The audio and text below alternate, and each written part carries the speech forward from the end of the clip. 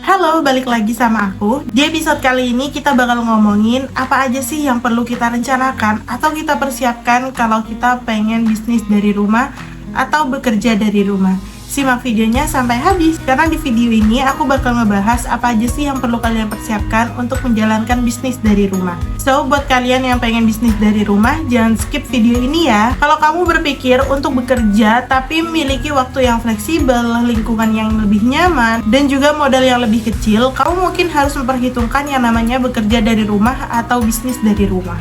Nah, di sini aku bakal ngejelasin ke kalian apa aja sih yang perlu kalian persiapkan untuk bisnis dari rumah atau mulai bekerja dari rumah. Sebelum mulai videonya, jangan lupa like dan subscribe akun NCC karena aku suka banget berbagi tips-tips atau video-video menarik lainnya. So, langsung aja ke videonya. Hal yang pertama perlu kamu siapkan adalah perencanaan bisnis yang matang.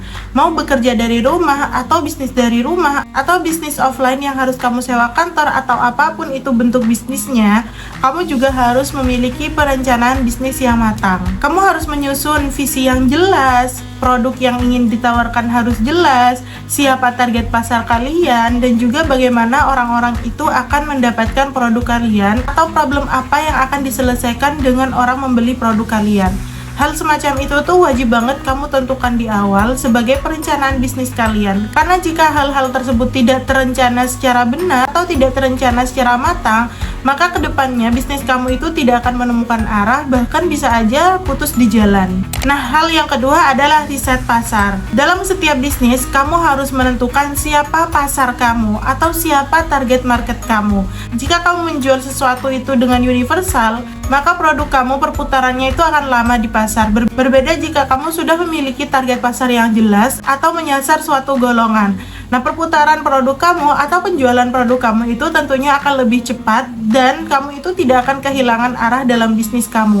Serta kamu juga tidak akan kehilangan arah dalam produk-produk kamu. Dan pastinya memiliki target pasar yang jelas itu tuh bisa mengefisienkan modal atau keuangan yang ingin kamu keluarkan nanti.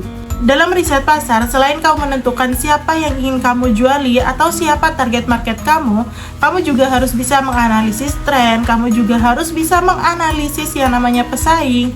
Jadi kamu harus bisa menganalisis apa sih yang diinginkan konsumen atau pasar kamu. Selanjutnya adalah perencanaan keuangan. Pastinya dalam setiap bisnis itu ada yang namanya perputaran keuangan. Ada uang masuk dan juga ada uang keluar. Dan kamu juga harus merencanakan kemana uang kamu itu akan dikeluarkan dan dari mana uang itu akan menghasilkan. Nah, selain itu, di awal-awal kamu juga harus merencanakan beberapa hal dalam sisi keuangan agar mengetahui berapa banyak modal sih yang harus kamu keluarkan dan operasional dalam bisnis kamu itu akan memakan berapa banyak modal sih. Nah, itu tuh harus benar-benar kamu matengin dan kamu juga harus punya perencanaan yang jelas. Agar apa? Agar alur keuangan kamu itu tetap jelas dan kamu tidak berakhir boncos. Karena sebenarnya bisnis dari rumahan itu tidak memerlukan begitu banyak modal, tapi kamu tetap harus memiliki perencanaan keuangan yang tepat agar modal kamu itu tidak bengkak.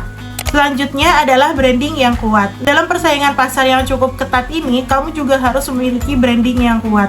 Nah, branding ini kamu tentukan, kamu ingin dikenal sebagai brand apa dan brand seperti apa oleh konsumen kamu. Jangan sampai kamu tidak memiliki identitas, bahkan kamu itu seperti brand-brand lain atau konsumen itu tidak menemukan hal yang beda dari brand kalian atau produk kalian. Persaingan dalam bisnis itu akan lebih mudah jika kamu sudah memiliki branding yang kuat, sehingga kamu itu lebih melekat pada konsumen. Selanjutnya adalah promosi bisnis secara online. Karena kita ini udah ada di masa digital, yang apa-apa kita itu selalu pegang HP atau serba digital lah istilahnya. Nah, kita juga harus bisa memanfaatkan yang namanya pasar digital atau memasarkan produk kita itu secara digital. Karena mau bagaimanapun, jika kita tetap menggunakan cara yang konvensional, maka kita jelas-jelas akan tertinggal dari pesaing-pesaing yang lain.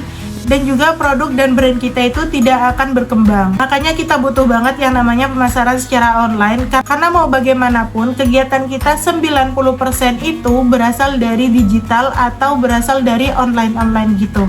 Jadi kita sebagai pembisnis juga harus bisa memanfaatkan hal itu untuk memasarkan produk kita secara online untuk menjangkau pasar yang lebih luas. Nah, yang terakhir adalah layanan pelanggan. Kamu gak mau dong orang-orang itu hanya beli sekali ke kamu. Pastinya kamu menginginkan pelanggan kamu itu untuk berkali-kali beli ke kamu atau repeat order lah bahasanya. Kepuasan pelanggan atau keinginan pelanggan untuk membeli kembali itu salah satu faktornya adalah dari layanan pelanggan kamu atau customer service kamu.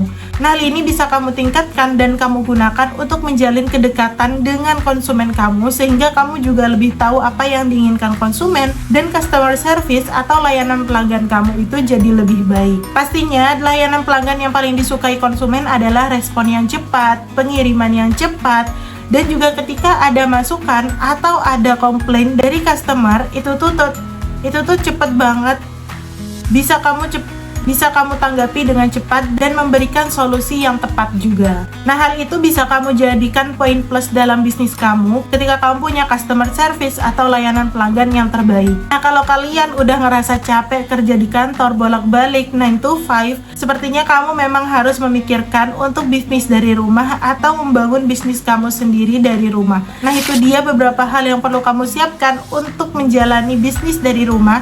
Gimana menurut kamu? Apakah kamu siap untuk menjalani bisnis dari rumah? Atau kamu udah punya rencana untuk menjalankan bisnis dari rumah kamu? Coba tulis di kolom komentar ya. Nah, jangan lupa juga like dan subscribe akun NCC ini untuk mendapatkan tips-tips dan konten-konten menarik lainnya. Jangan lupa juga nyalain lonceng notifikasinya biar kamu gak ketinggalan kalau aku update video-video terbaru. See you in the next video.